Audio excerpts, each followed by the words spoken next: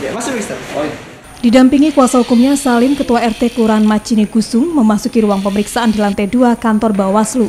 Dalam pemeriksaan ini, Salim dicecar dengan 22 pertanyaan oleh tim penyidik terkait kebenaran dari rekaman suara yang diduga melibatkan Lurah Macini Gusung. Dari rekaman suara ini menyebutkan adanya permintaan oknum lurah untuk mendukung Capres 01 dan caleg DPR RI yang merupakan istri dari Wali Kota Makassar, Dani Pomanto. Usai pemeriksaan, kuasa hukum dari Ketua RT Salim membenarkan bahwa suara dalam rekaman tersebut adalah miliknya. Ia juga menegaskan suara lainnya merupakan suara dari Lurah Macini Gusung, Sri Usbaini. Ya, jadi kalau kita mendengar sepintas transkrip percakapan itu, memang di situ disebutkan oknum-oknum atau yang diduga oknum lurah ini mengarahkan ke salah satu yang diduga RT untuk mendukung salah satu peserta pemilu.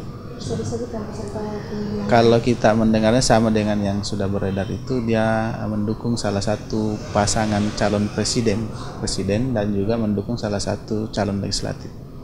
Usai pemeriksaan, kuasa hukum dari Ketua RT Salim membenarkan bahwa suara dalam rekaman tersebut adalah kliennya.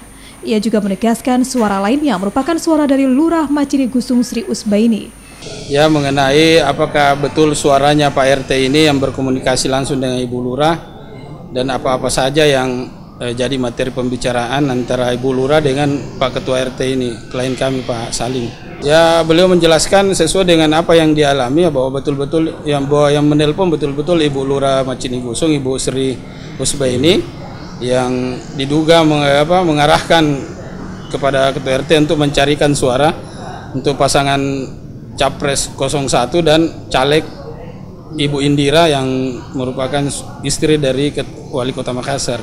Selanjutnya, tim Gakumdu Bawaslu akan melakukan pemanggilan pada oknum Lurah Macini Gusung untuk dimintai keterangan. Dan jika terbukti melanggar akan terancam sanksi sesuai Undang-Undang ASN. Rama Pratama, Kompas TV, Makassar.